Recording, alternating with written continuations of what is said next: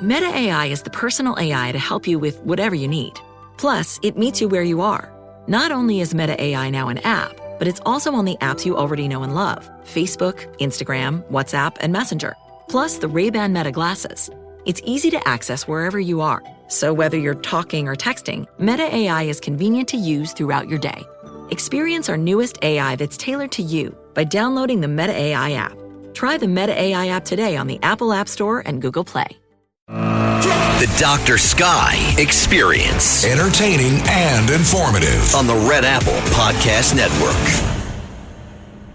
It's 7:34 a.m. in Tehran, Iran, as America succeeds in a very successful strike, as you've been hearing from the WABC News team. As, of course, B-2 bombers, maybe 3 or more, we're not sure, but up to 6 of these giant GBU-57 bombs, penetration capabilities some 200 feet into the surface of the Earth. Officially known as massive ordnance penetrators. But the interesting part about this, which was never tested in warfare, its warhead explosive capability is 5,291 pounds. Apparently, it can dig deep into the Earth as its necessary input here as it takes out 3 of the uranium enrichment sites in Iran. A very interesting day, but stay tuned, of course, to the WABC News team as late-breaking information, I'm sure, will be coming throughout the night. 9:05 for me here in Arizona, but 5 minutes after the hour as we talk about you, ladies and gentlemen, here and around the nation and around the world as we move into Saturday morning. Always great information here on the Dr. Sky Experience as we talk mostly about astronomy, space, aviation, weather, celebrity guests, and stories of American exceptionalism. We ask you kindly to join in our dialogue, one of the many forms of communication and conversation, at 1-800-848-9222. That's 1-800-848-9222. Email me at drsky, Dr. Sky, at wabcradio.com. To listen to our podcast archive, we encourage you to do that and share this information at www.wabcradio.com and redappleaudionetworks.com. I want to thank Tony and Bill, who are our helmsmen, as they, of course, navigate this powerful radio signal, navigating the signal that is, of 77 WABCDU, yours across the nation, the world, and out to the vast infinite. There was a reason why I mentioned the power of the GBU-57 bombs. Can you imagine the incredible earth-shaking effects from such an explosion? But our topic happens to talk about noise, and what better intro can we do than talking about the whole subject of noise pollution? You've heard me many times here on this particular archive, the Dr. Sky Experience, talking about how limited true dark skies are here in the nation and around the world because of a phenomenon known as light pollution. As we continue to talk about this very important subject of noise pollution, we'll be introducing our very special guest and author, Chris Burdick. Chris Burdick is a freelance science journalist and a former staff editor at The Atlantic Monthly and Mother Jones. He talks to us about a brand new book that he's written entitled Clamor: How Noise Took Over the World and How We Can Take It Back. But let's do a little definition, ladies and gentlemen, as we talk about the word clamor. If you look it up in a dictionary, it simply means making a loud and confused noise. Vociferous, obstreperous, those are some of the other synonyms that we could use. But let's talk a little bit more about the problematic thing of noise pollution around the world. You hear early morning jackhammering from construction down the block, the dull roar of jets flying overhead, your office mates' phone conversations. We're all surrounded by noise. But it's a problem many of us shrug off once the immediate annoyance passes. Yet, as gifted science journalist Chris Burdick explains in Clamor, noise can have a serious health effect, disrupting our sleep, ratcheting up our stress, and destroying our concentration. As he argues, and of course gives us information, it's one of the most important, pervasive, yet under-acknowledged pollutants in our daily lives, one that we neglect, both individually and systematically, at our own peril. With that, let's welcome author Chris Burdick to a conversation here on the Dr. Sky Experience. Good morning, Chris. How are you today? I'm great, Steve. How are you? Well, thank you. I know we're kind of bizarre, many people may think, of tying in explosive forces from GBU-57 bombs, but if anybody's ever been around, and it's coming up, in just about a week or so, the celebration of 4th of July, and I don't mean to be a spoiler, but we look at these large explosions that scare animals and certainly we want to celebrate America's freedom. But the whole conversation as we get into it, I'd like to talk with you. Define to us in your way as we go into the book Clamor, what is this whole concept of noise pollution in your way of speaking? Sure.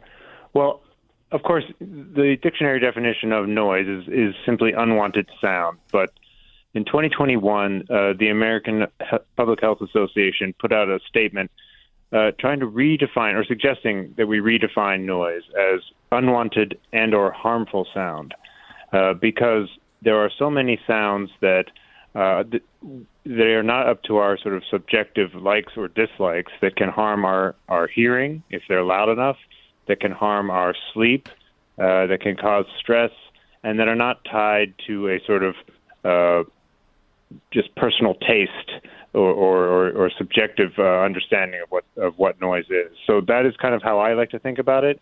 There are other ways of thinking about noise, as unwanted signals if you're thinking about distraction from noise.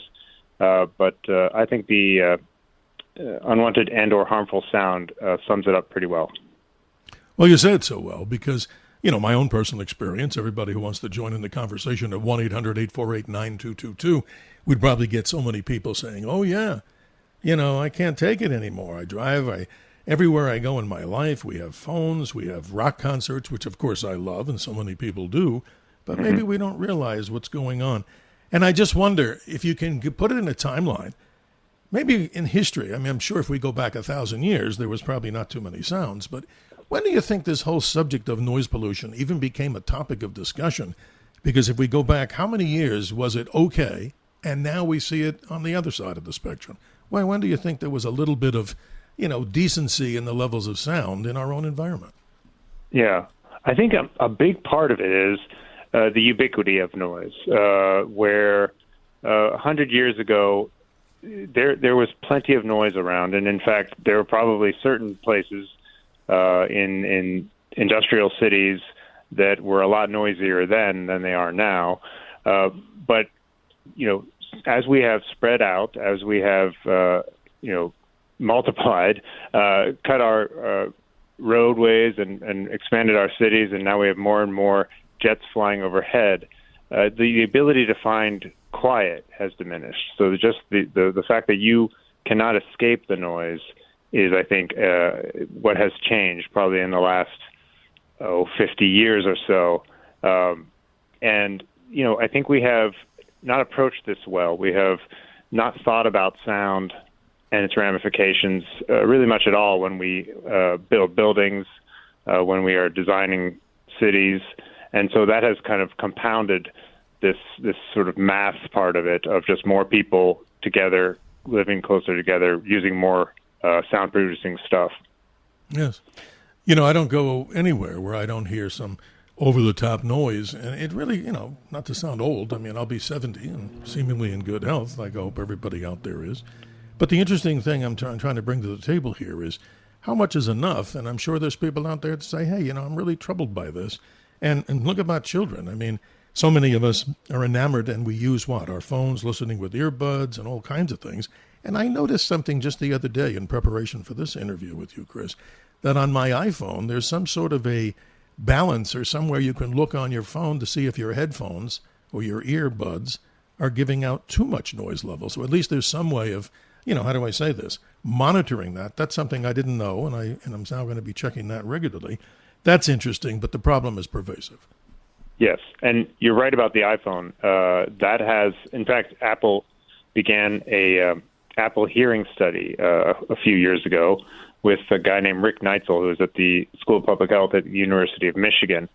They wanted to see how loud people were actually listening to their devices, and they also wanted a way to track the environmental noise exposure that people have. That has been a big problem with understanding the impacts of noise, is because we don't track it. We don't know as you go through your day and you're in a busy traffic jam, and then you go to your work where there may be noise there, and then you go hang out with your friends at a noisy bar, and then we don't track any of that. And so the idea was, if we have all these millions of people who have an Apple Watch or an iPhone or what have you, they're able to kind of track that and then give people who are exposed to high decibels, for instance, a sort of a little notification telling them that they have, a lot of noise exposure and they may want to limit that. So, Chris Burdick, ladies and gentlemen, is our guest. He's the author of a brand new book called Clamor, subtitled How Noise Took Over the World and How We Can Take It Back.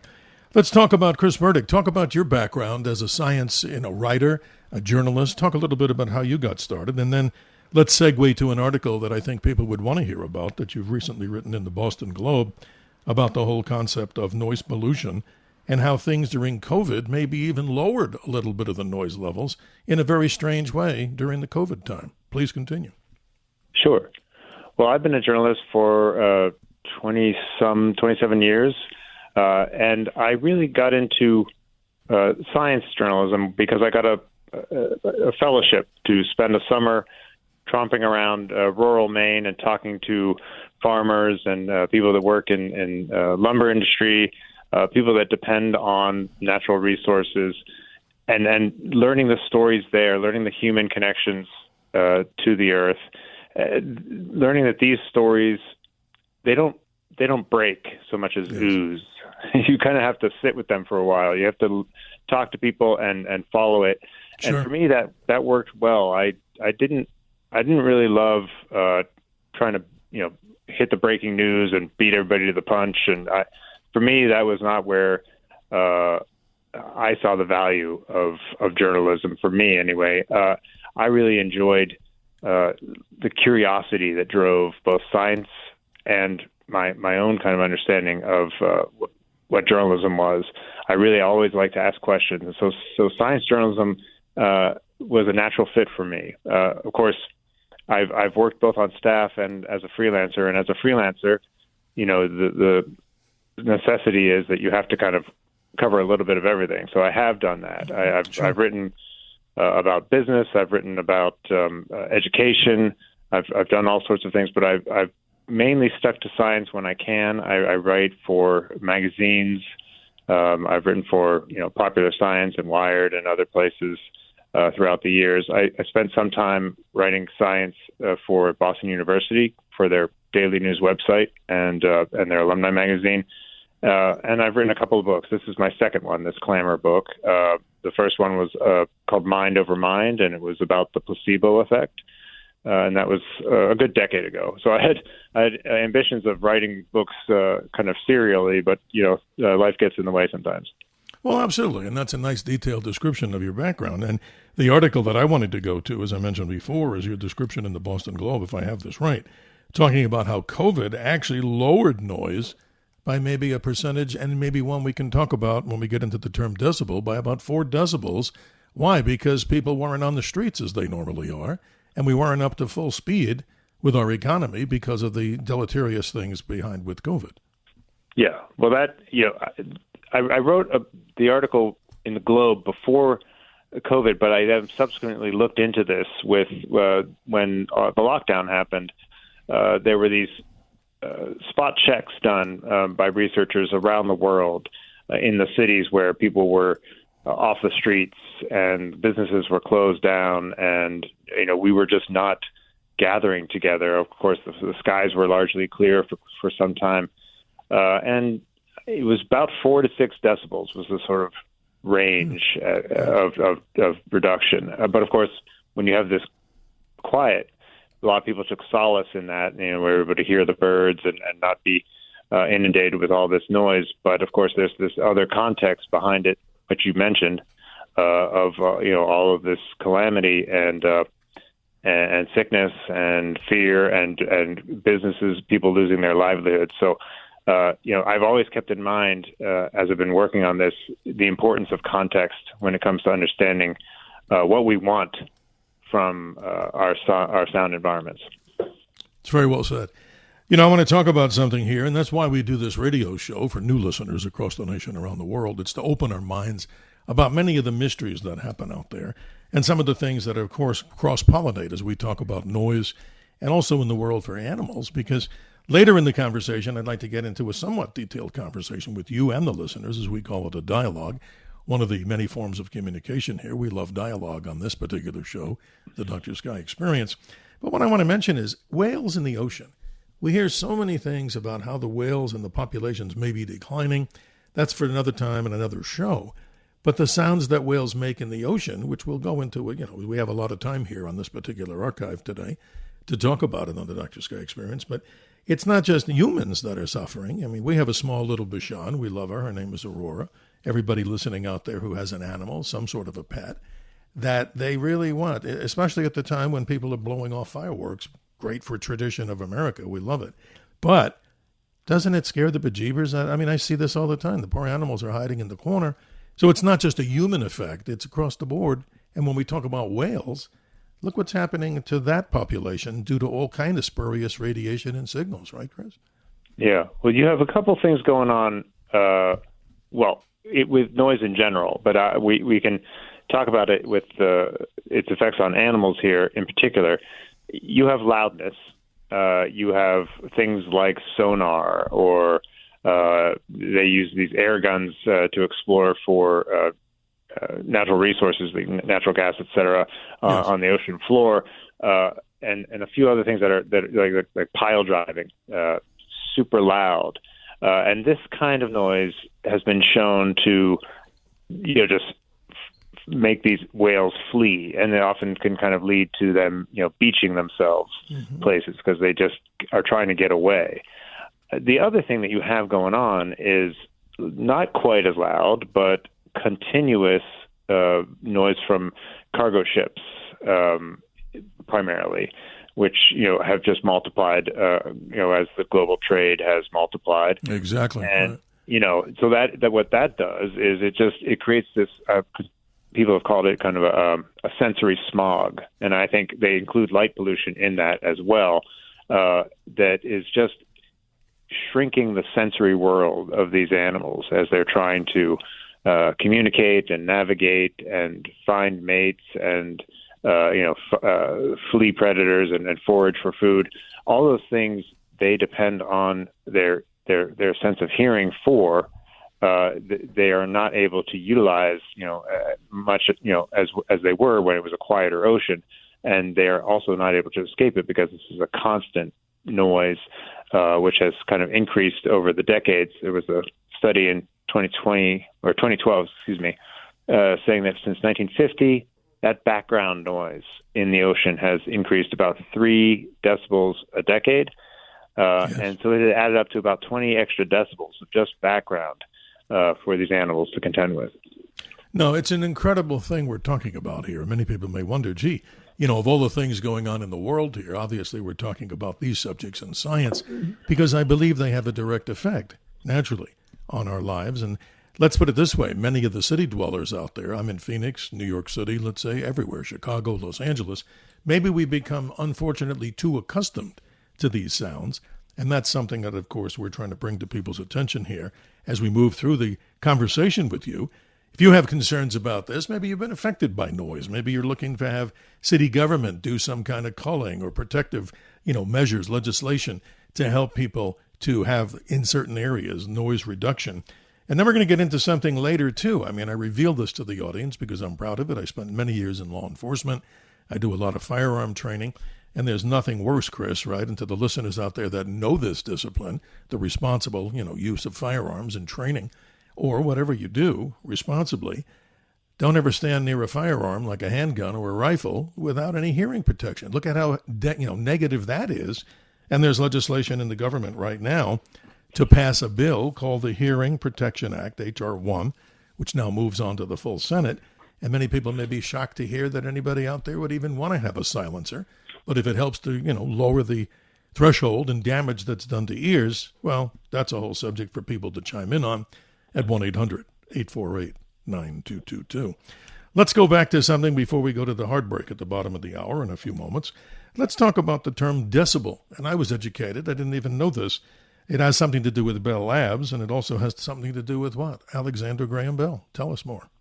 Exactly. So Bell Labs, in the 1920s, decided they needed to come up with a way to measure the loss of their signal power over the telephone lines that were being laid across the country, miles and miles of these lines. And they decided they needed a way to kind of make it simple. The power of the acoustic energy is measured in watts per meter squared, and when you get into the sort of vastness of that scale, you can quickly get bogged down in very large numbers. And so they wanted to kind of create this logarithmic measurement to judge how much the signal was lost over miles. And they created this decibel, which is a tenth of a bell.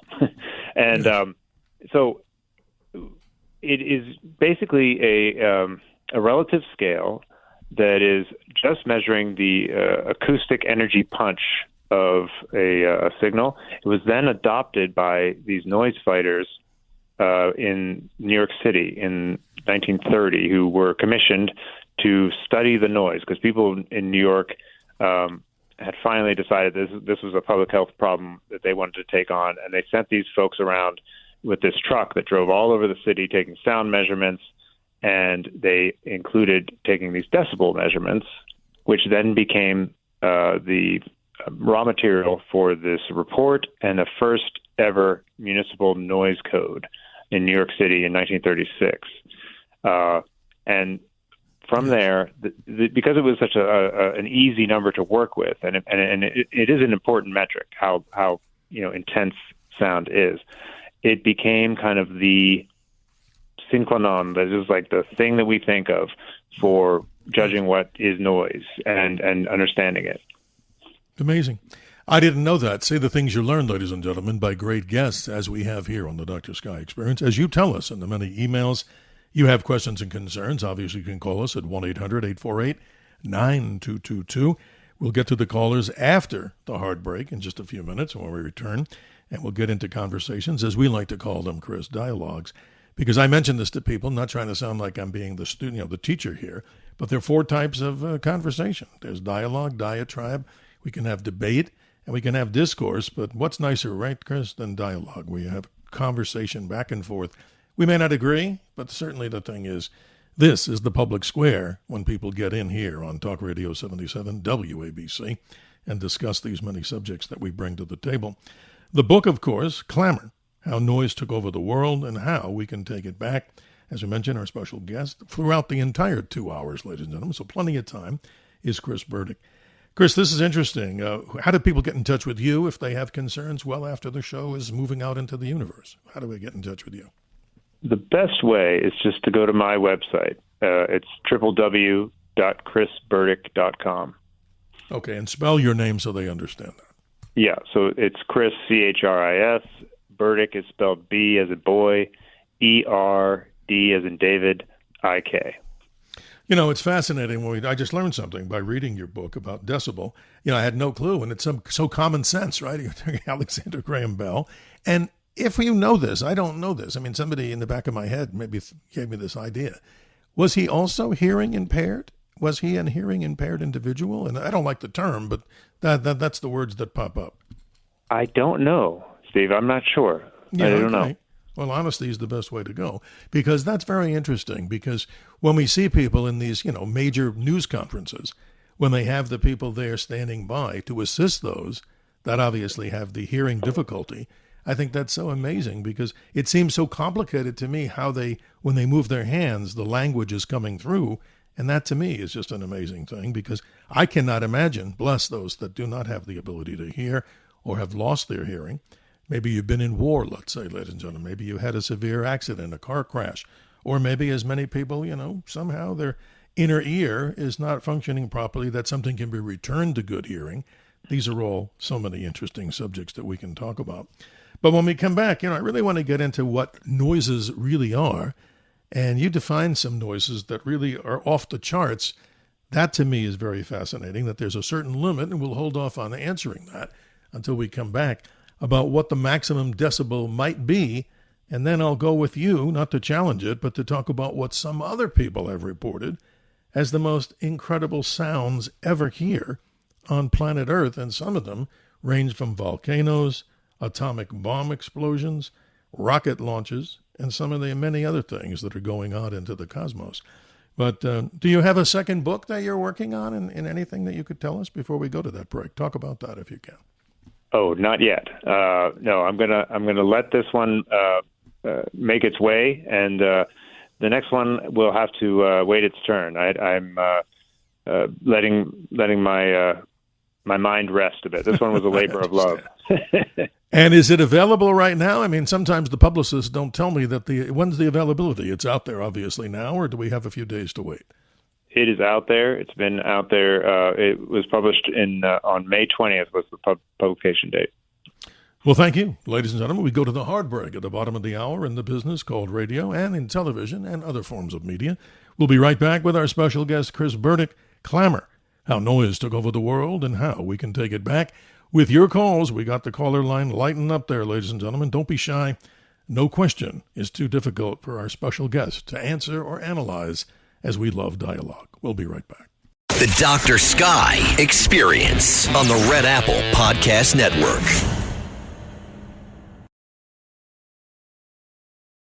The Dr. Sky Experience. Entertaining and informative. On the Red Apple Podcast Network. Hello, my name is Don Walsh. I'm a retired U.S. Navy captain and an oceanographer and, I guess, an explorer. Some 51 years ago, my partner Jacques Piccard and I dove the U.S. Navy's Bathyscaphe Trieste, a small man submersible, to the deepest place in the world ocean. That was in the Challenger Deep in the Marianas Trench in the far western Pacific, and the water depth there was nearly 7 miles. Stay tuned to 77 WABC for the latest late-breaking news as it comes to us with the incredible WABC team, the news team here on late-breaking developments in the Iran and the United States situation of what's happening on the other side of the world. We continue, ladies and gentlemen, 31 minutes after the hour, with our special guest, Chris Burdick. He's the author of Clamor. We're talking about noise pollution. And let's go to the phone lines. You've been lighting up and patient. Let's say good morning to Rich in New Jersey. You're on with Chris Burdick. Good morning. Hi, great topic. I come home sometimes, I'm on edge. I go to the couple things. I go to the Stop and Shop with my girlfriend shopping, and I got to hear this music up on the upper speakers.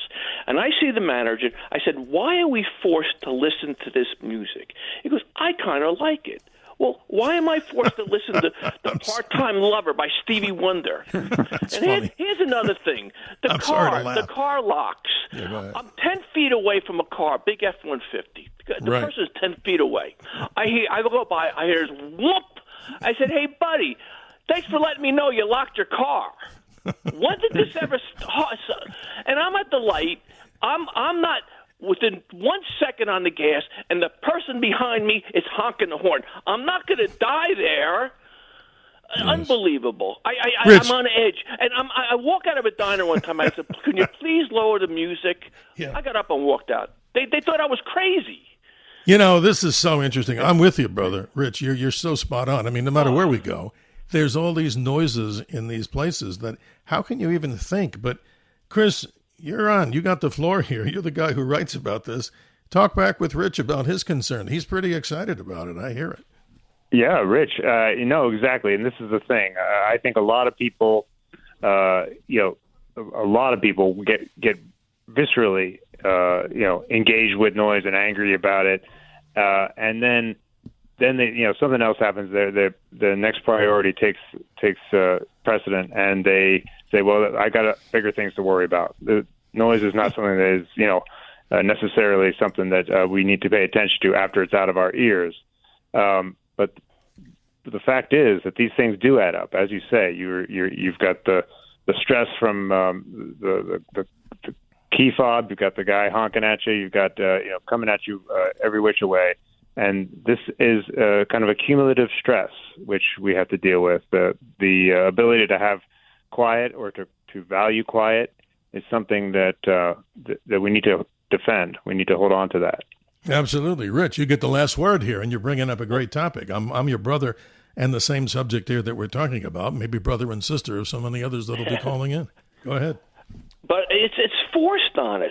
If I choose to listen to the radio in my car, that's my business. I don't force it on anybody. You're right. And I go to the And I said to the cashier, how can you stand this all day long? He said, well, you get used to it. I go, but I'm not used to it. I said to him, I'm kind of joking around with them, but they shake their head like, oh, nobody's ever said this before. I don't mind being the first one. You know what I mean? Yeah, Rich, how about this one? That'll really get you to go off the charts, but hopefully not. No, seriously, the one that bothers me the most, a lot of stores have these automatic, where you pay, you use the scanners, and you go there, the self-checkout.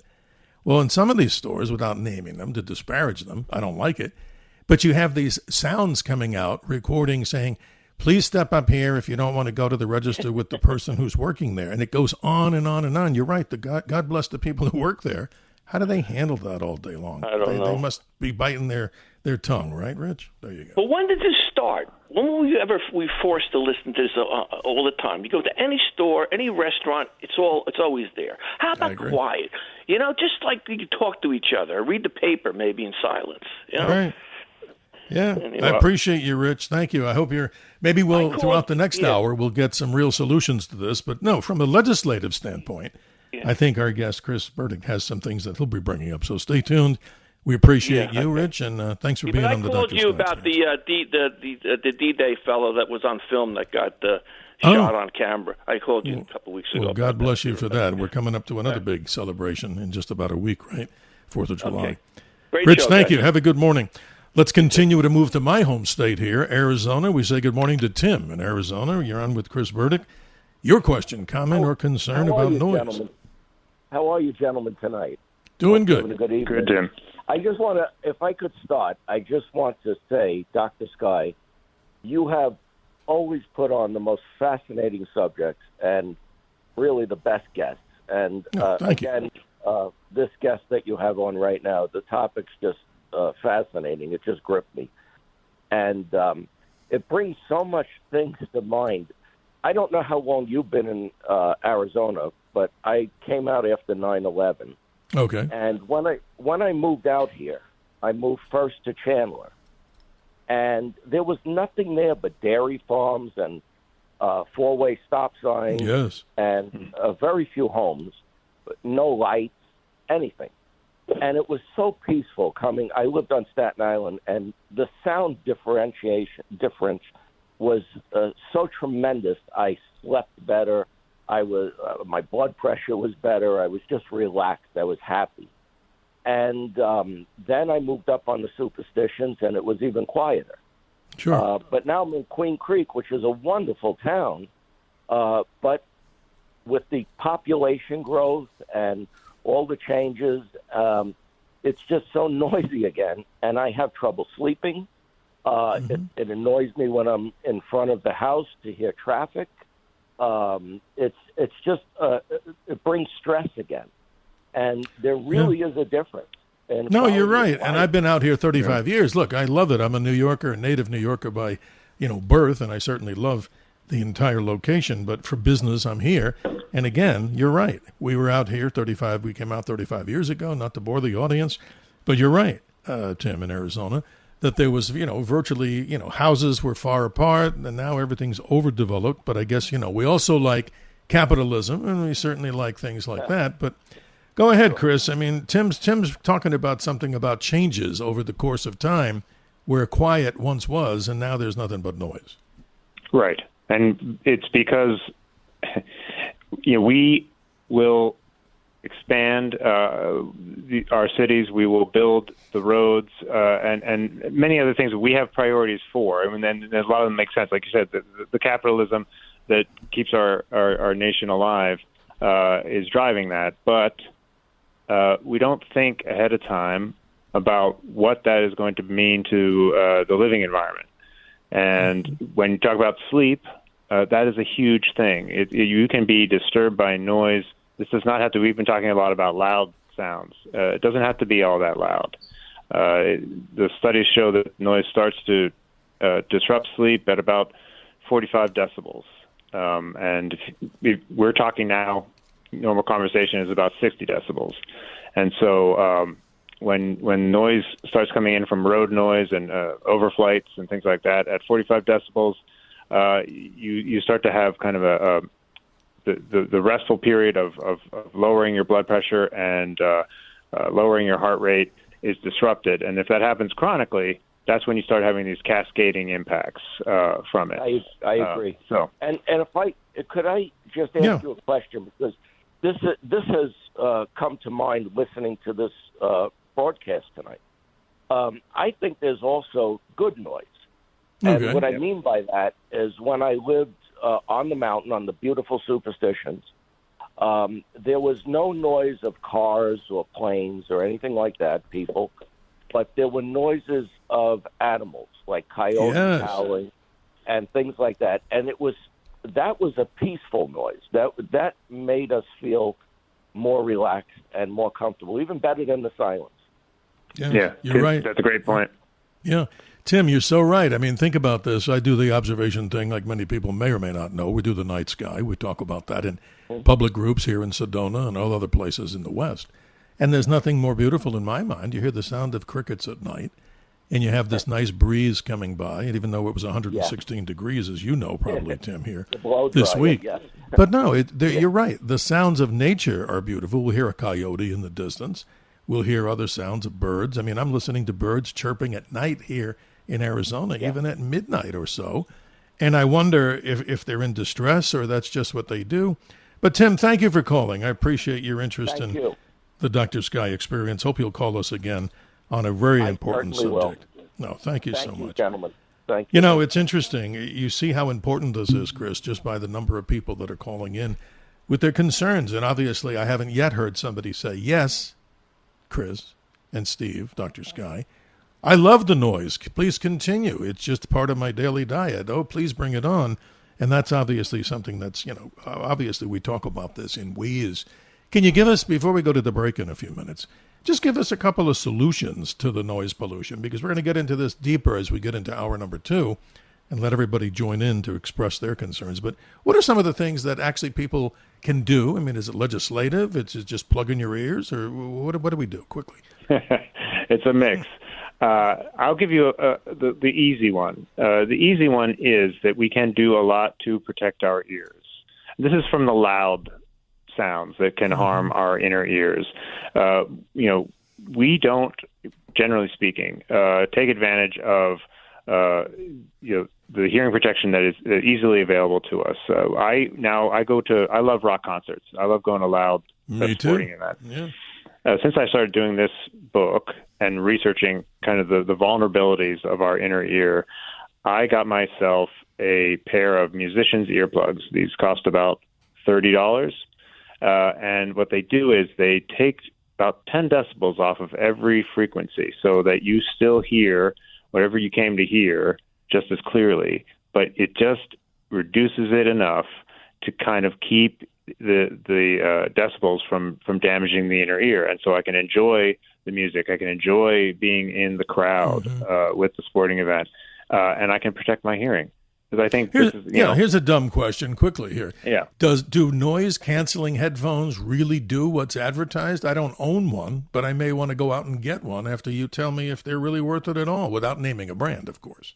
Yes, they do what they're advertised to do. But the thing that they do is they can identify a certain type of noise. So if you're in an area that has a loud HVAC system, or just sort of a road noise that's kind of constant, kind of a constant noise that they can send what was essentially like a counter sound wave out to block. Yes. That works really well. These are very popular. The market for them is exploding, and they are getting into more and more devices, the sort of active noise canceling technology. So yeah, it's worth it. They're not cheap. I understand. I mean, I don't own one, but your information as the expert here on our show is greatly appreciated. We're coming up on that break, ladies and gentlemen. So we have coming up after the break. Stay tuned. Stay on the line with us. Mr. C in Brooklyn, Lou in Long Island, and Max in Manhattan. And you, too, can be part of the conversation. How do you do that? 1-800-848-9222. That's the gateway to get in. And, of course, the two navigators that are making this show, we are saying thank you to Tony and Bill, the helmsmen of our journey to the cosmos here and beyond, navigating this powerful signal of 77 WABC to you. We'll be right back. The Dr. Sky Experience on the Red Apple Podcast Network.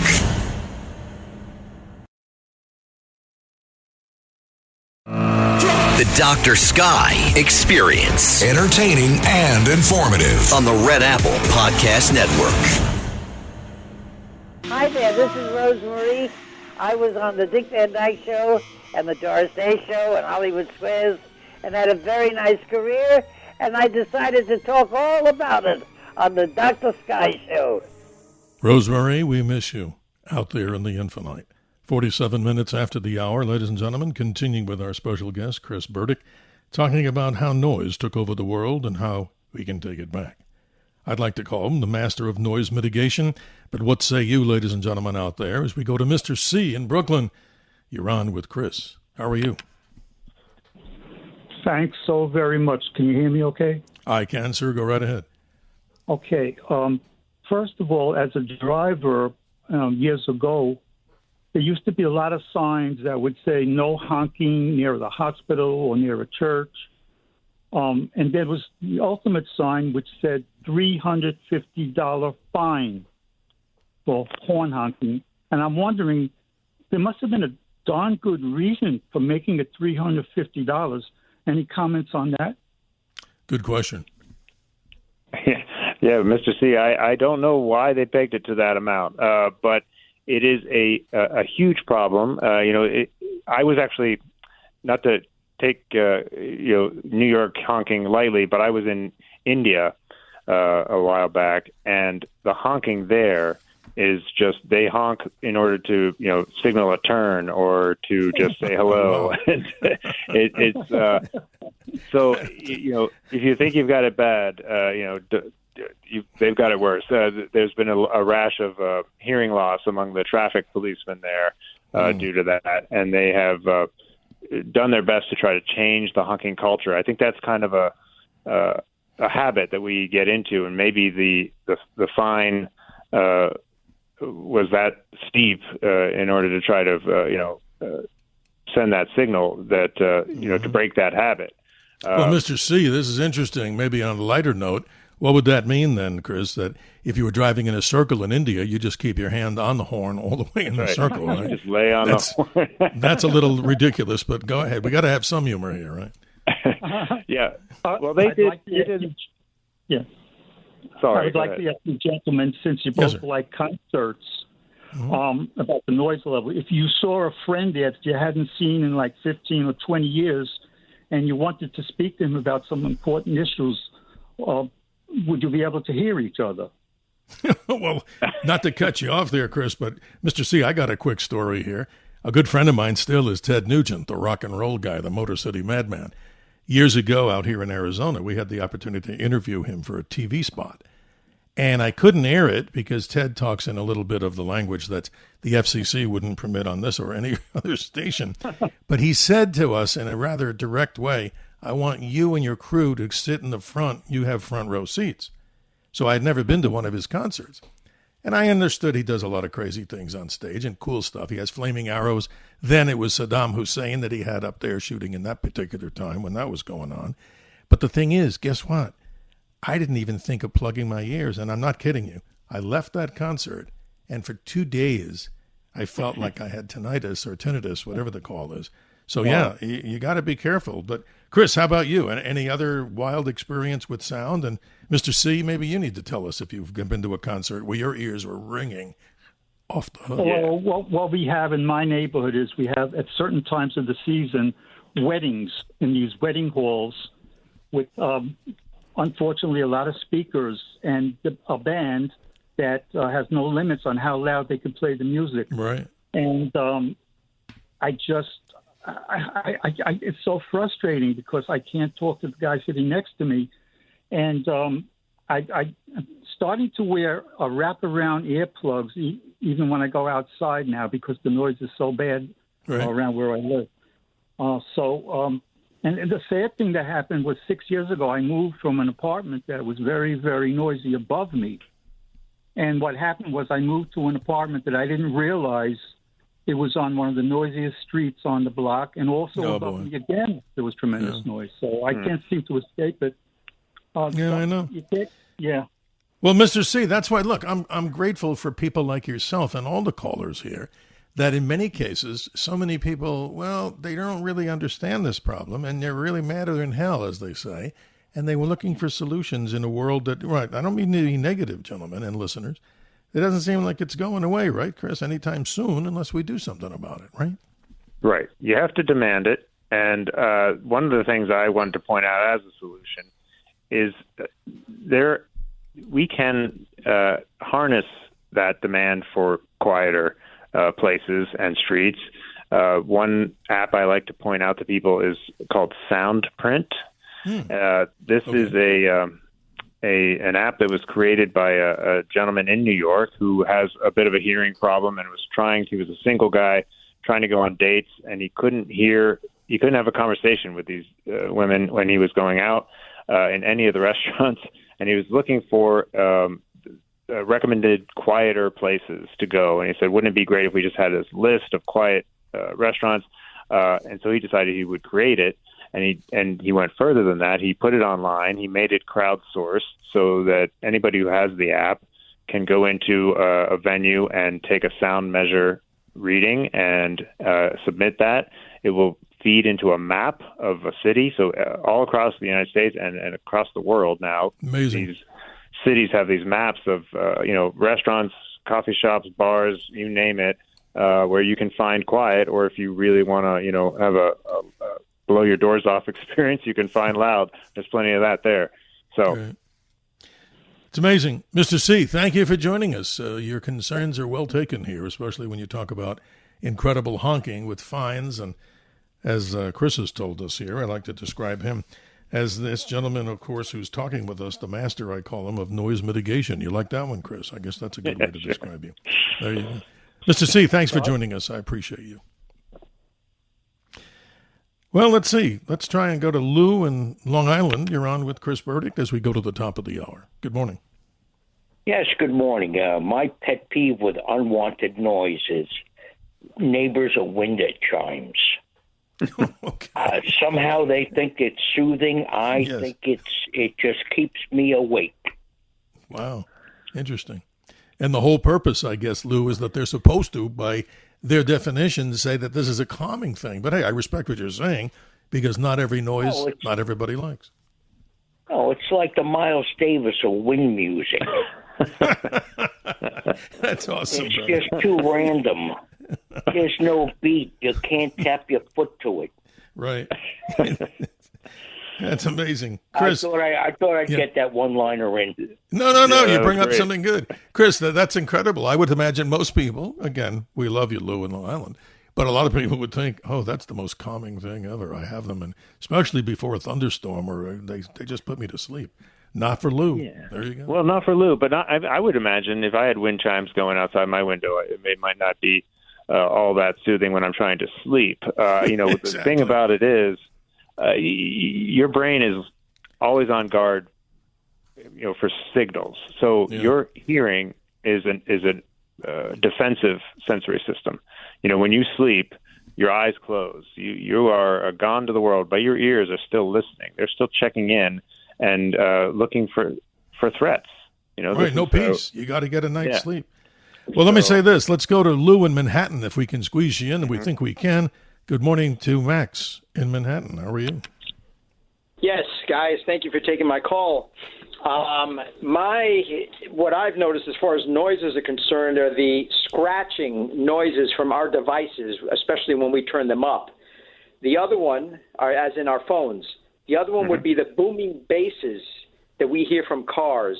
Oh. If you ask me, this is meant to create a new numb mentality or a numb individual.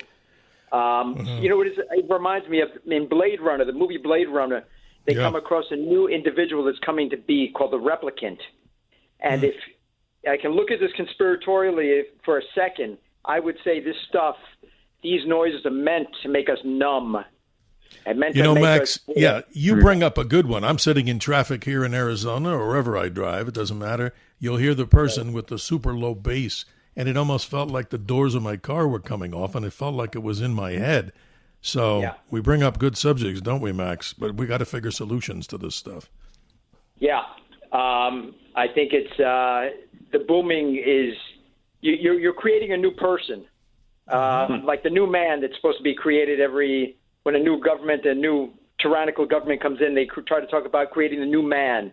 Transhumanism, that's the term. Yeah. You got it. And I think with this, you are creating a new man, but in a negative sense. You know, you look at the people who like these booming from their bases, from their cars, and their jaws hang open when they're just walking in the street, and their lower lip hangs low, and their eyes are hanging low in their head. Max, I wish we had more time, brother, but you bring up a very serious topic here, and later in our second hour, we'll do our esteemed guest here, as I call him, the master of noise mitigation. We'll look for some solutions that we can do both legislatively and individually to protect ourselves and the sounds that we don't want to hear as we move through time and space. Max, thanks for being with us. Appreciate you being on the Dr. Sky Experience. Well, as we go to the top of the hour, Chris, you get the floor here for about a minute and a half. So give us some more updates as we close out hour one. Well, let's see here. I would like to talk about the devices because these, a lot of people talk about social media and the push notifications that we are getting, and all the scrolling that we spend a lot of time doing instead of talking to each other. And this is noise. These are signals that we have to deal with, that our minds have to sift through, just like our minds have to sift through audible noise. And it is, I think, people talk about it as a metaphor, but I think it is very, very related in terms of what it has cognitive effects on us. No, you're 100% right. And that's why I'm privileged and honored. I say this and I mean it. It's not so much about the host. It's always about the great guest, and I mean that from the bottom of my heart, because these are subjects given this great opportunity by owner and operator John Catsimatidis and the executive staff to do these weekend hours here, talking about many of these mysteries, and in this particular case, looking for solutions. We'll be right back in hour two. We continue with Chris Burdick. Clamor, how noise took over the world and how we can take it back. 1-800-848-9222. And Fred in Manhattan and all the others, will get to you on the other side. And we come back for the hour number two. The Dr. Sky Experience on the Red Apple Podcast Network.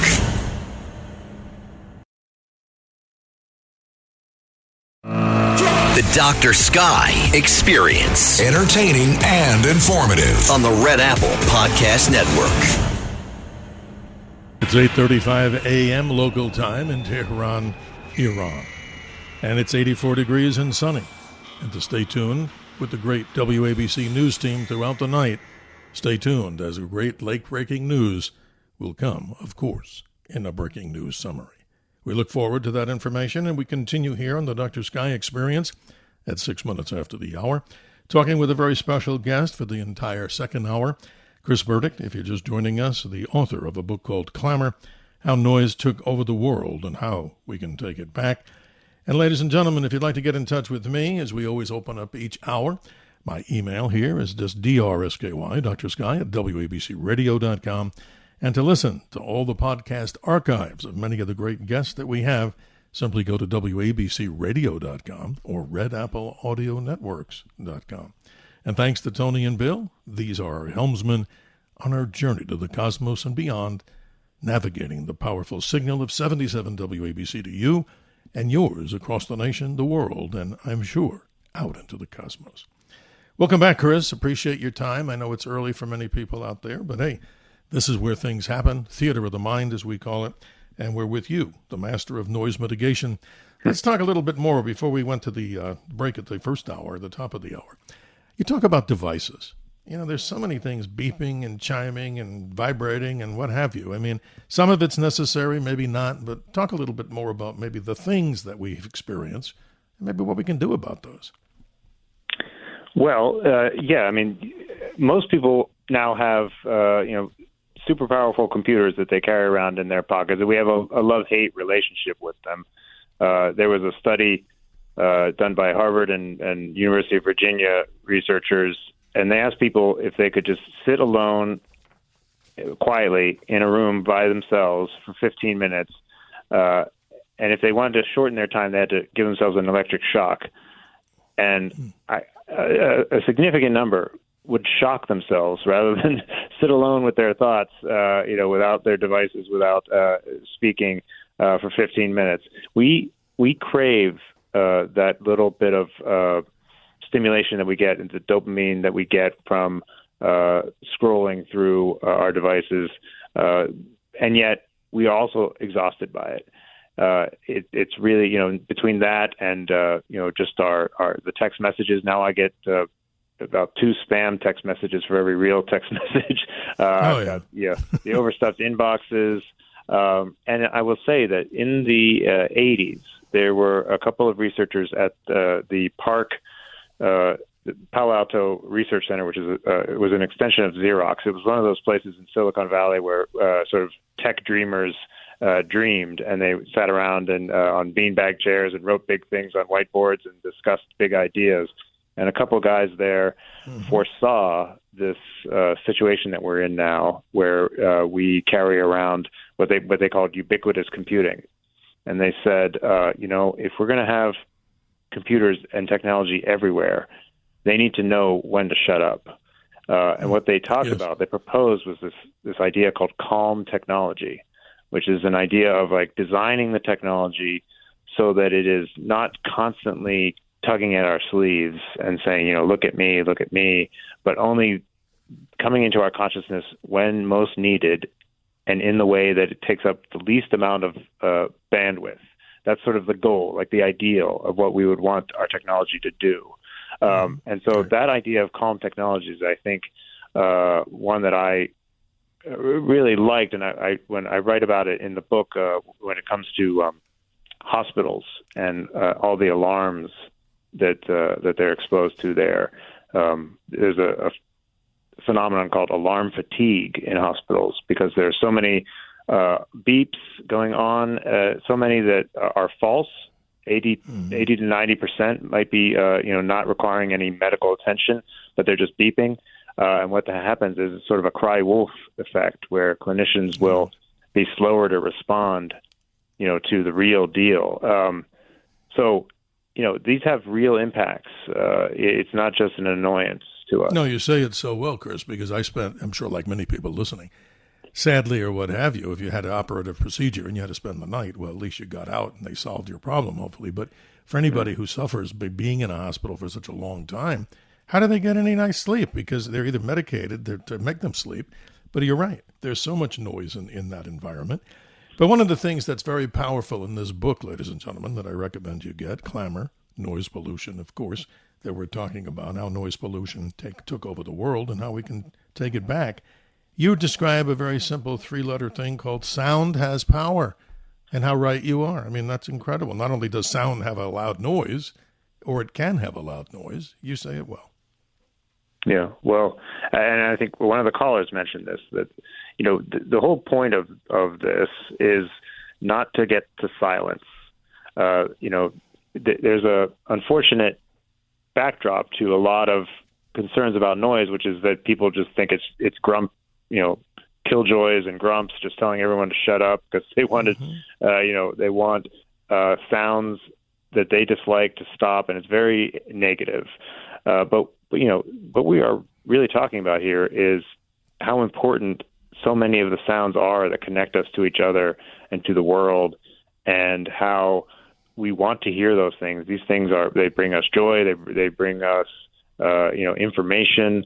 They're extremely important. And when we are crowding them out with useless noise and useless signals, that is where the problems start.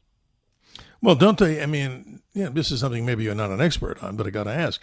In certain situations in war, don't they use noise as either a brainwashing or some sort of a technique? How horrible that would be if somebody is subjected to, constant white noise, and that would drive you literally crazy. It's been used in warfare, I'm sure. It's been used. So the famous one was, who was the Panamanian dictator that Noriega. chased out of there. Noriega. Yes. So when he was holed up in his hideout there, they were blasting, really loud Guns N' Roses or what have you at him day in and day out. Yeah. So in terms of noise as a weapon, this is tricky because there has been a lot of research done on it, a lot of efforts done to kind of make noise as a weapon. To date, there hasn't been great information in terms of its ability to be weaponized other than loudness. So there's a long-range acoustic device which was developed by the U.S. Navy after the attack on the USS Cole to essentially, chase away pirates. And it has a loud enough tone to cause pain. And so that is used, and it's being used also by law enforcement, like a lower power. Well, I got a story for you in the audience here. Many years I spent in the law enforcement world. We had a product line which was called the LRAD. And what's that? Okay. We're at a big convention in Las Vegas doing some of the things, and we go around to the different vendors, and a guy shows me this device on a tripod. It looked like a stop sign, the same shape, and it had a movable tripod that you could turn it. And I said, what's that? He goes, well, go all the way to the other end, bring your cell phone. And he said, go to the other side of the entire, place, the convention center. That's a big place, Las Vegas Convention Center. Yeah. And I'm over there in line of sight of the guy. I could see him. And he goes, now I'm going to turn this in your direction. And I kid you not, ladies and gentlemen, that noise went from a low, like, and it went so loud in my head as he swept it across. That was a good distance of maybe 400 or 500 feet, if not more. So that's been out there. I mean, whatever use they have for it. Maybe people in the L.A. riot situation over there, law enforcement. I'm surprised they didn't, it doesn't kill you, but obviously those kind of noises could be used to lessen any kind of a serious riot or an endangerment to people on the street, citizens. You're right. That's amazing. Ladies and gentlemen, 1-800-848-9222 as we get deeper and deeper into this conversation of noise that's out there. Our special guest, as we mentioned, I'm proud to call him a friend, Chris Burdick. Clamor, how noise took over the world and how we can take it back. Very interesting here. Let's talk about something here for a moment on the scale of decibels. Now, this gets into the science of the whole thing. Mm-hmm. I'm reading this right now, and a whisper, and I'd like you to jump in if this isn't correct information. You're the author. A whisper is about a 20 decibel, sound. Rain, they say, a 40 decibel. Conversation, 60. And I've been in some that were a little higher than that, and they weren't so friendly. And we all have. A loud radio, 80 decibels. A subway train, how about that for our friends in the New York metro area? 100 decibels when the train's wheels screech to come into the station, and other noises. A concert, right, Chris? 120 decibels. Some jet planes in the area of 130. Gunshots and heavy metal concerts, maybe 130 to 140. And here we go.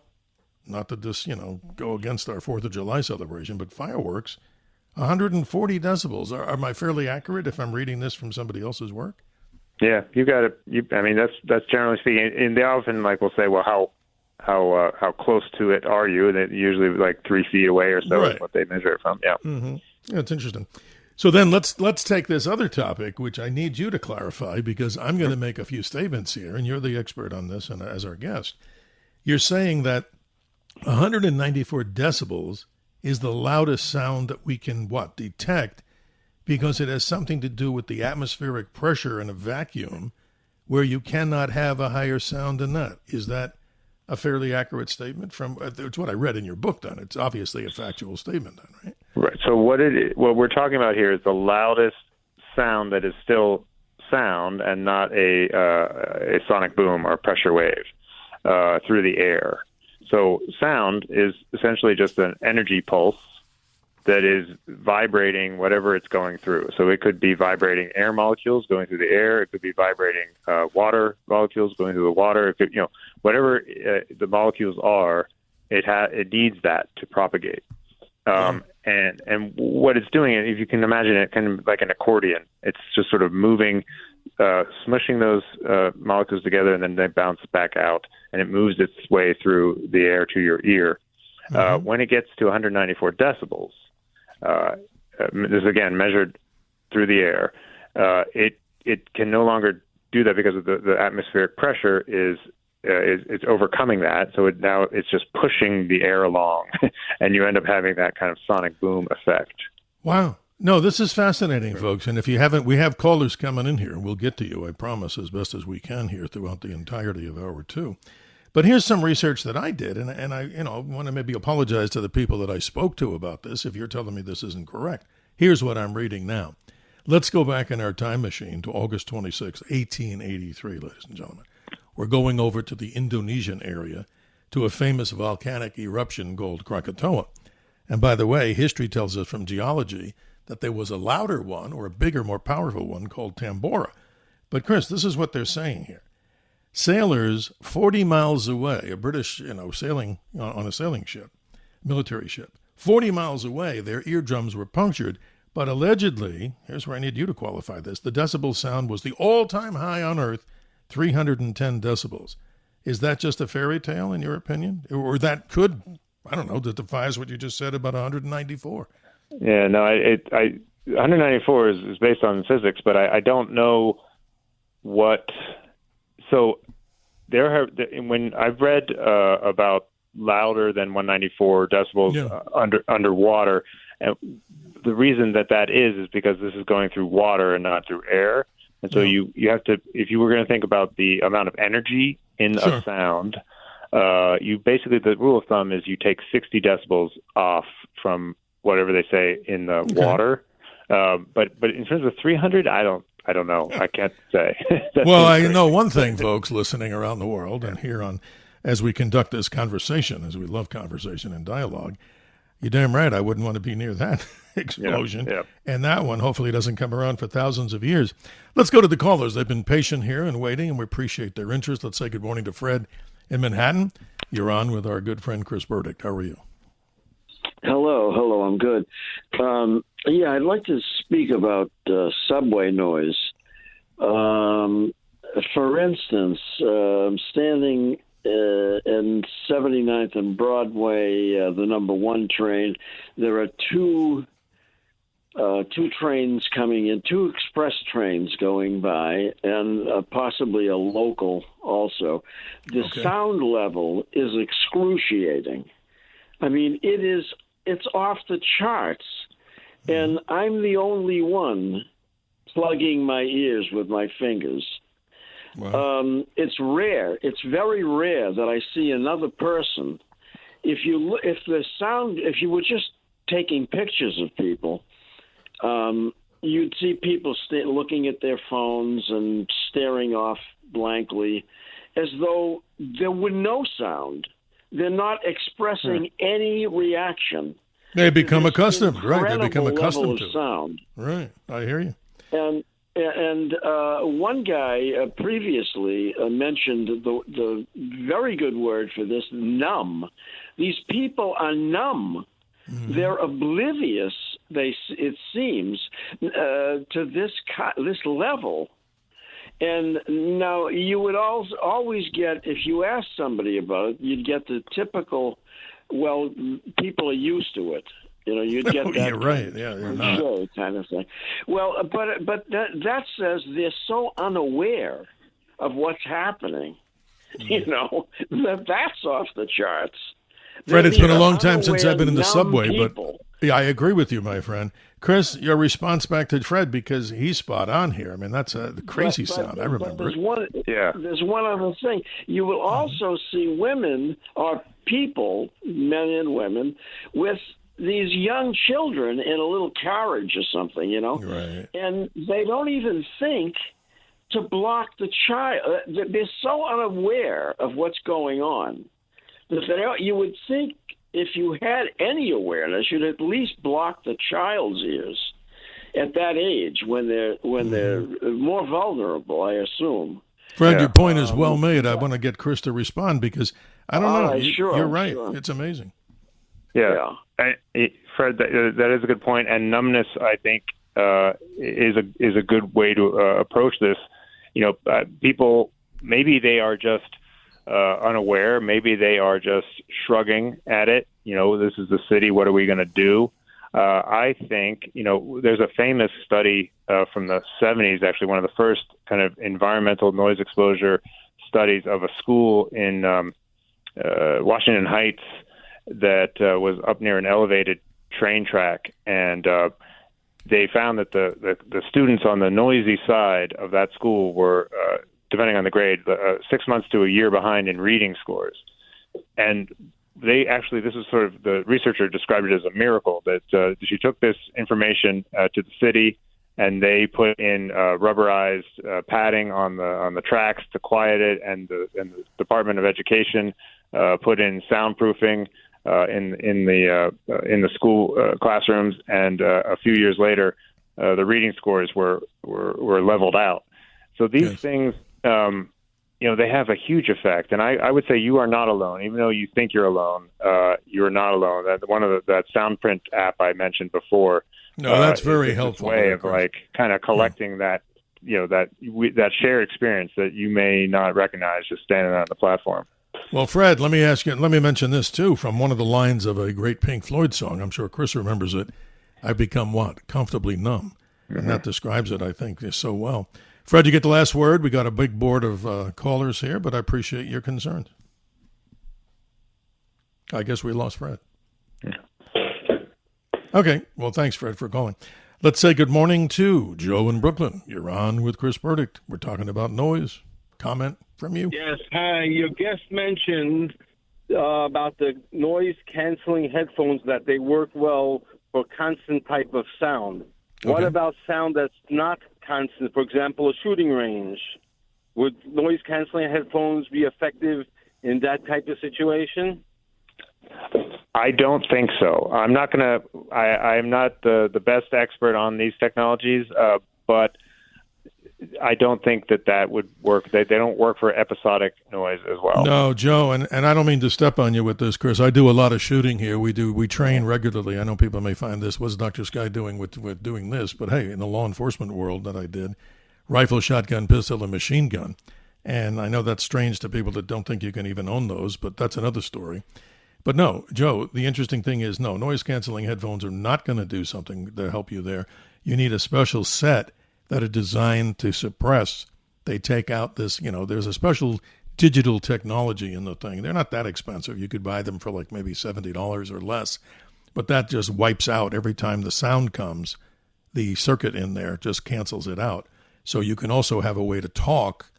So you can have a microphone that you can listen to normal sound. But then when you're out there shooting on the range, whether it's a handgun, rifle, or shotgun, or a machine gun, God help you, the decibels are off the chart. Joe, that's pretty good. I hope that answers both sides of that equation. Yes, it does. Thank you very much. My pleasure. Have a great night. Let's say good morning to Tony in Phoenix as we go to the hard break in just a few moments. Tony, good morning. You're on with Chris Burdick. Hey, thank you, Dr. Sky.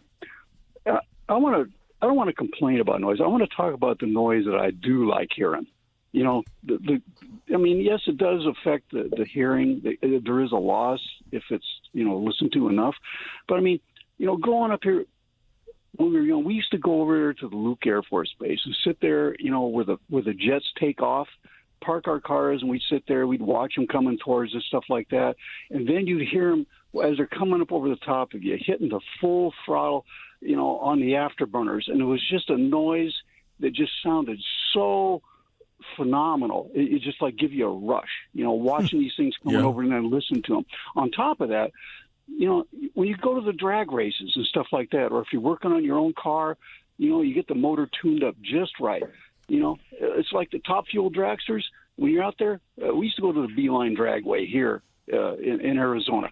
Listen to these guys out there like Don Garlits and stuff like that. And these things are like open exhaust, and you can just feel and hear the power of those things when they're going by. It makes your chest rumble. And, yeah, if you're not covering your ears, it's going to hurt and diminish it. But I tell you what, that's the kind of noise I like hearing. Okay. Yep. You're one of the exception, Tony, that likes to hear this. But no, nothing like military power. If people have gone to air shows, I've stood around there with the dragsters that you're talking about here. I know in Arizona we've got a few. And it's amazing that the sound actually permeates into your lungs. It's almost like it knocks you over. But hey, to each his own. And, of course, Chris, you get the last word on Tony from Phoenix as he's bringing up the positivity of big sounds. Yeah, I mean, a lot of people will like a big sound. Tony might like it more than others. People will like any number of, like I said, I love to go to rock concerts. I love going to sporting events. I like to, get the crowd cheering as loud as possible. People like big sounds and from time to time, and that's not a bad thing.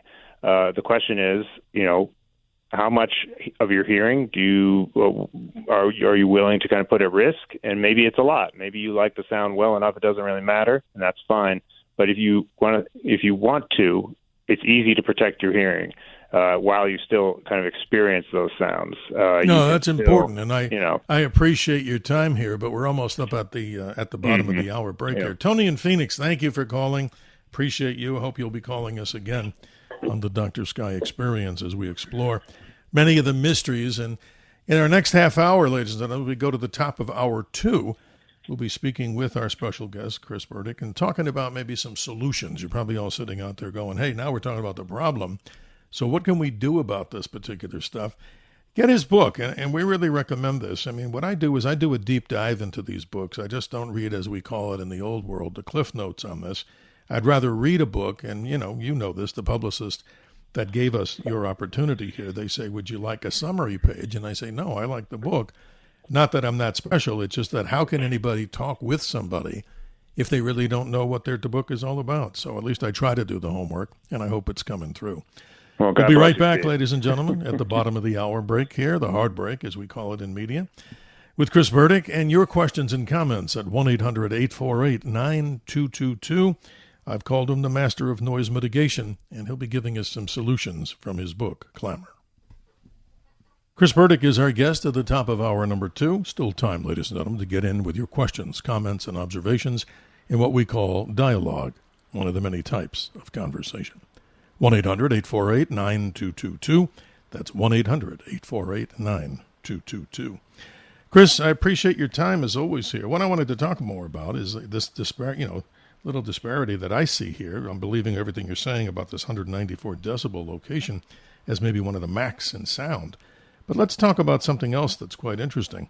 We talk about sperm whales, and we started off the conversation, folks, in hour 1 about talking about how important the whale population, cetaceans, are around the globe, and some of the things that are happening to them, possibly, what, Chris, through, spurious radiation signals, all kinds of things. Who knows, maybe even 5G, satellites from space. But I'm reading this here. This is fascinating. Underwater communication with the cetaceans and sperm whales, that they can actually give off sounds. I'm reading this. I don't know how accurate. 250 decibels? I mean, that would be like shatter windows if it was above ground, right? Well, so what you need to just take the rule of thumb with underwater noise and take 60 off of that. That's still very loud. Mm-hmm. So we're getting down to about 170 or so, I think. So it would be very loud if you were standing next to a sperm whale and it emitted that sound. But yes, these animals are talking to each other over vast distances, and they are not constantly doing that. So most whales will be giving calls, depending on the species. I shouldn't say most whales. I don't know most whales, but the whales that I've read about will, be in about 115 decibel range when they're normally calling to one another. And that's an underwater decibel measurement. So it knocks 60 off of that. So, that's one of those things where it matters whether the sound is going through air or water and the distance that the sound is traveling. No, that's amazing. And I put the clarion call out there. Obviously, people out there, believe, I'm sure, that this is a very true statement. What's happening to the world population of whales? It's just incredible. I mean, they're talking about the ships, as you mentioned, these large tanker ships I don't know how many of those big giant containers they have on there, hundreds and hundreds, maybe 1,000. But the sound that must be permeating through the ocean with that, I'm sure it must be disturbing the whale populations. And obviously, that's another story about noise pollution that you're helping educate us on. Going on to some other things, we find out that the then Soviet Union detonated an airdrop nuclear weapon called the Tsar Bomba on one of those, ugly-looking 4-engine propeller plane bombers, the Tu-95s that they flew. They still fly them. And this giant bomb was like underneath the plane. It didn't look like it fit.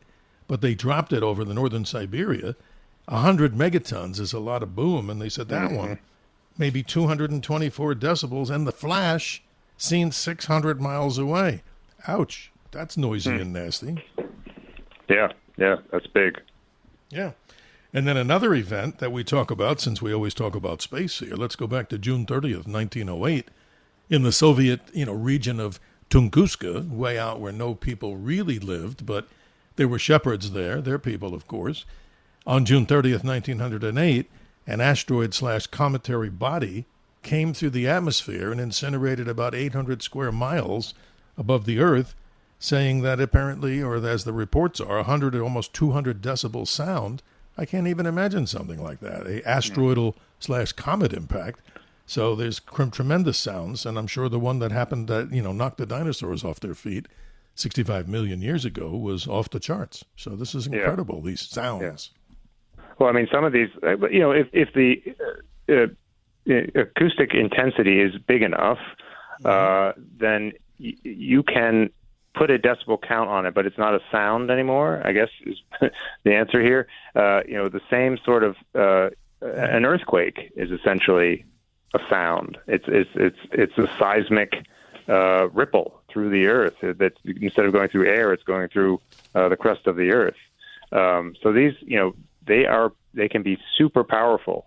It's just when you end up defining it as a sound is kind of the tricky part. That's amazing. Help me on this. The resonant frequency of the Earth, I've talked about this before, 7.83 hertz, called a Schumann resonance.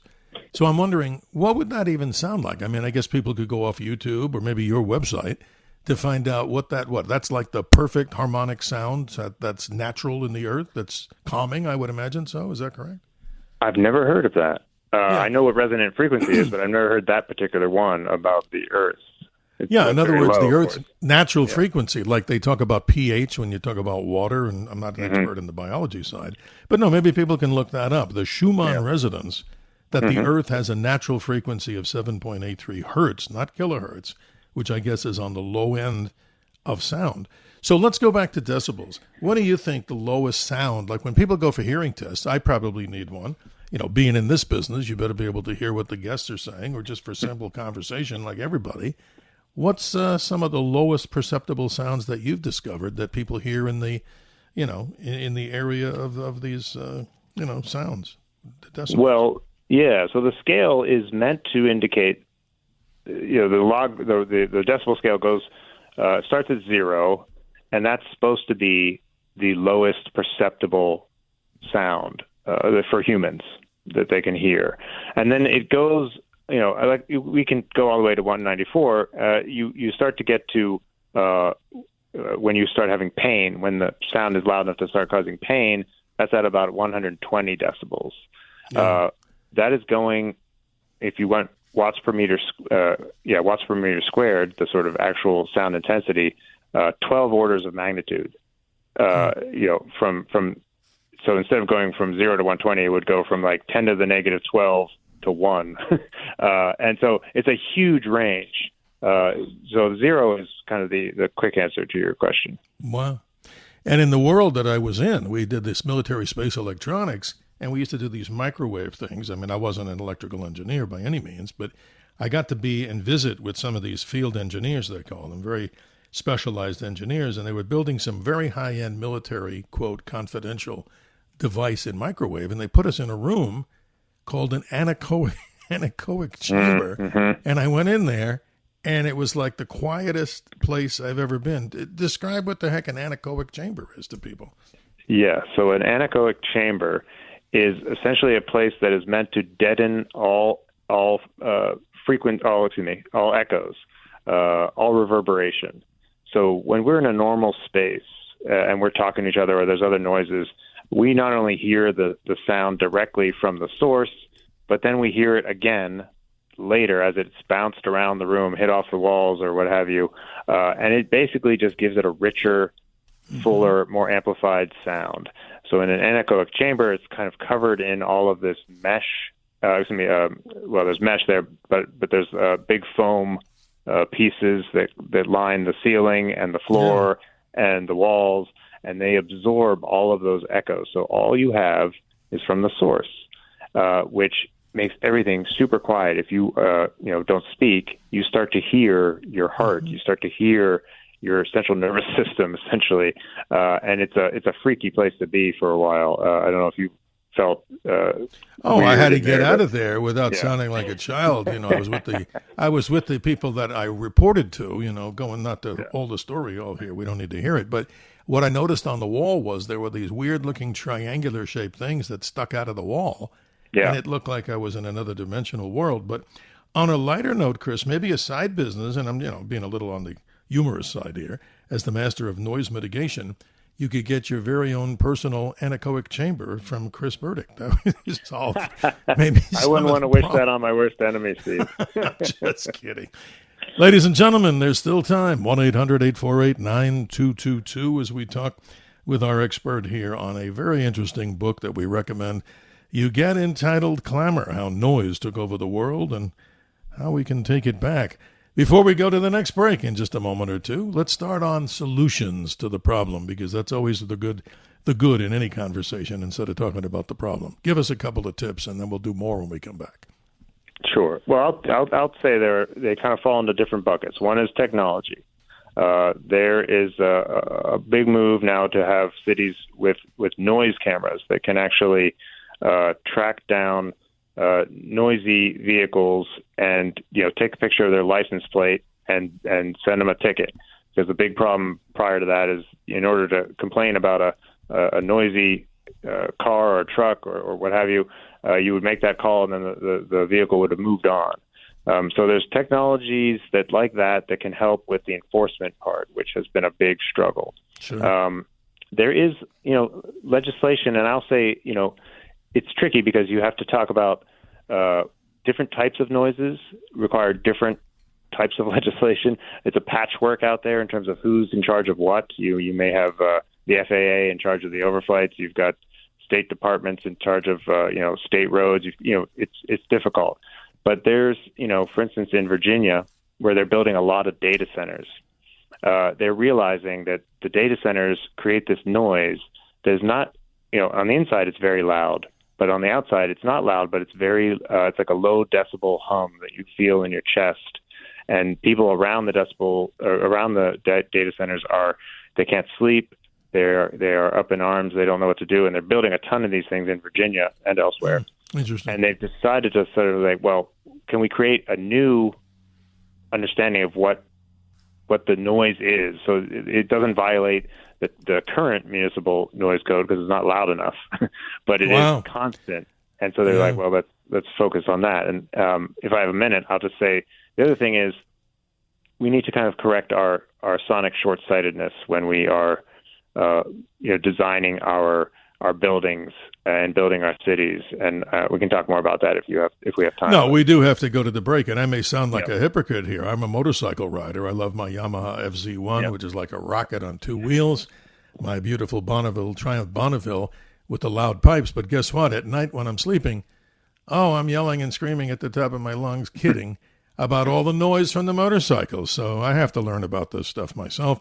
More with Chris Burdick, obviously the author of a great book, Clamor. I'm calling him the master of noise mitigation, as he's giving us solutions to a problem called noise pollution. We'll be right back. The Dr. Sky Experience on the Red Apple Podcast Network.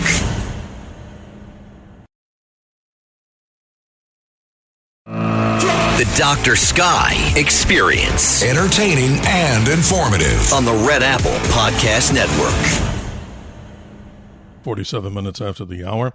Stay tuned, of course, to the great news department here at WABC as they continue to count down any late developments that are happening in the situation going on with the United States and Iran as we move through time and space. Chris, let's go to the phone calls. Let's say good morning to Anthony in New Jersey. Good morning, Anthony. Your comment or question regarding our topic. Anthony, you'll have to give us a call back. We appreciate that. We lost you somehow through the great void in the cosmos. Chris, this is interesting. Please continue with more of the solutions to this problem. And, I think people will learn more if they read the book, but give us some look-see on what we can do to mitigate this problem. Sure. Well, I remember, I think it was Fred, one of the callers, talked about how he didn't see people caring about the subway sound that he was, really bothered by. But I think I've seen some change in the sort of, I would call it the social norm when it comes to our appreciation of quiet. I've seen young children at like NASCAR events and other events the parents have put hearing protection on their ears. There is I've seen real estate listings online that now have quiet scores along with the kind of crime rate and school scores on real estate listings. Pinterest just had a report about quiet being a massive search for vacationers looking for a respite. And so I think there is an appetite. The ability to harness it is the real key. And I'll just talk about restaurants here. Restaurants are loud because people didn't prioritize sound when they designed them. In the 90s, there was a big trend to get rid of all of the sound absorption, just to give that industrial look, all hard surfaces and, bring the kitchen out from where it was and put it in the middle of the dining area and crank up the music. And this trend just created this cacophonous situation where, now, people can't speak to one another. And there is a potential to redesign and work with the American, with the Acoustical Society of America is coming up with some guidelines for how you can actually design your restaurant so that people can, enjoy their meal and, have that kind of nice buzz of activity, but also still be able to talk to one another. And there is new technology to be able to actually listen to what a restaurant or any other space might sound like before you build it. No, that's good. I never thought of that. I mean, you're right. A lot of these places look like industrial warehouses. And, maybe that's the motif that they like and think people like it. But you're right. You can hardly hear the person across their table. And if you're certainly dating or trying to have an anniversary celebration with whoever your significant partner is, it's virtually impossible. It's almost like you're dodging bullets in there in the acoustic world. You're right. That's just terrible. Yeah. So hopefully people listen when they build these. But I got a question here. I see so much on the web, and I'm not trying to name any of these companies, but you see off of the apps on there, soothing noise reduction, these type of green noise, apps that you see out there. I mean, in your opinion, overall, I know it's not a lot of time left, but are those helpful to people? And describe what that really is when we talk about green noise instead of white noise, driving us crazy. Well, I'm not sure. So if do you mean like they have nature sounds? Well, there's some. I mean, I've tried them. I mean, I'll be honest. At one time, I couldn't sleep well, like a lot of people, and I decided to hit the button on there. It says try it, and it sounds like, how do I describe it? And my best description is when Voyager 1, as it continues to go out into space, they recorded the sounds of the solar wind, which is like I'll make the sound, but I'm not good at sound effects, like a shh, like a constant, almost like a static noise. But I'm wondering, you know what I'm talking about, and people probably do too. Right. Are those things helpful at all in your estimation? I mean, what are we talking about here? I think it depends on. It is essentially white noise. When they say green or pink or brown, what they're basically saying is they're shifting. So white noise would be a random amount of sound at every frequency, sort of same amount of energy at every frequency range. And then if they shift it, so there's a little bit more at the lower frequency, then it might become brown noise or pink. I don't know exactly what the nomenclature is for these things, but it's just sort of the shifting of where the energy is. But it's essentially white noise. And so the trick here is, how loud are you playing the white noise? What's the first thing? Right. And are you trying to? A lot of people will have white noise when they're working. A lot of offices will have a sort of a white noise system if they can calibrate it right, which is very important because a big noise problem in offices is not loudness necessarily. It's pretty moderate loudness-wise, but it's people overhearing one another. You overhear your office mate talking about their weekend where you're trying to hit a deadline, or you're worried that they're going to overhear you. It's a noise privacy concern. And so they have this white noise in there that does actually, when it's tuned right, do a good job. But in terms of an app, these are varying quality, depending on if you're trying to make it so you can go to sleep, how loud are you playing it? Because, if it's a certain loudness, it can cause disturbances in your sleep that you won't know about, because these things happen at a subconscious level. Yes. So, Well, this is interesting, too, from the world of astronomy, because I want to try to get back, and we just kind of jump in. We haven't given the people the sky update, but that's fine. We'll do it next week of what they can actually see in the heavens. But this is interesting to me, and I'm going to do more research on this, and the audience, of course, will do what they'd like. But 7.83 hertz is the resonant frequency of the Earth. But if you go back in time, Chris, to an astronomer named Johannes Kepler, he came up with the 3 laws of planetary motion, but we won't go into that right now. He wrote a book which was quite interesting, and I'd love your comment on this, called Harmony of the Spheres, that in his estimation, each planet in its orbit around the sun gave off a distinct frequency of harmony, and each one was different, as if you had like a tuning fork or you just went up and down different octaves. I find that fascinating, and this is like the year 1610, way ahead of his time, right? Yeah, that is fascinating. I had not heard of it. I'd heard of Kepler, but not these planetary frequencies. But there's so many mysteries that we do not understand out there in the void. Well, you've said it better. It almost sounded like a promo for the Dr. Sky Experience, because that's exactly what we're trying to do here, is open our minds, not by hook or crook, but to do it in a pleasant, as we call it, a dialogue manner, to have conversations about things that we probably don't hear about. And let me ask you this. I mean, no disrespect to you in any way, but I'm sure that's not the first topic that most people would be talking about. Maybe if they're on the subway or on the bus, about the concept of noise pollution. And exactly that's what we should be talking about, right? Yeah. I mean, it's one of those things that, when people ask me why they should care about noise, I say, you probably do care. You care when, it's 3 a.m. and the car alarm is blaring down the street. You care when you're visiting a loved one in the hospital and they haven't been able to sleep for days. That's when you care a lot. And then the problem is thinking about it broadly as a systemic problem that we're dealing with as a public health issue. And, the epidemiology is out there showing its impacts on our hearing, on our risk of heart attacks, risk of stroke, you name it. There's this link to noise exposure through stress, through disrupted sleep. So it's, that's why I think, people don't think about it when it's not in their ears, but they should be. I should have asked you this earlier. I know you're not an ENT physician, a doctor of that, but here it is. So what happens in the simplest way? When the sounds go into our ear, it destroys what? The little hair follicles and then the little membrane that's our, where we're hearing from inside the ear. I mean, that is a process that happens instantly if the sound is so big. But over time, what happens to degrade it? I just wonder if you can explain that to us. Yeah, I can explain it. So what inside your cochlea, which is in the inner ear, it's a spiral little piece of cartilage in there. Mm-hmm. You have a number of, they call them hair cells, but they're not hair. They're like little cilia, mm-hmm. and they line the coil of your cochlea, and each one is focused on a particular frequency. So it's they respond to the different frequencies of the sounds that come in, and they move when they're hit by that vibration. So at that point, it's still vibration, and they release glutamate, a neurotransmitter, through these little tendrils of nerve endings that are at the base of them.